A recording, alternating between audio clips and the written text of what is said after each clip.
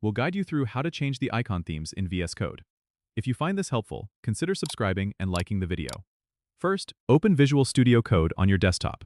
Once you're in, you need to go to the Extensions view by clicking on the Extensions icon located in the activity bar on the side of the window. In the Extensions view, type Icon Theme into the search bar.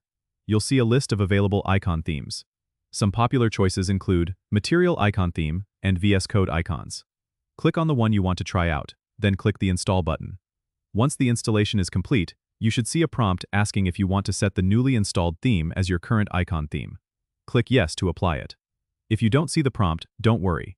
You can manually change the icon theme by going to the File menu, then selecting Preferences, and from there, click on File Icon Theme. A list will appear with all your installed icon themes. Choose your preferred theme from the list and it will be applied immediately. If at any point you want to switch back to the default icon theme, just follow the same steps and select the default option from the list.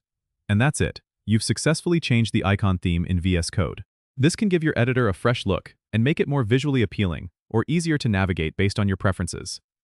Don't forget to subscribe and comment if this helped you out.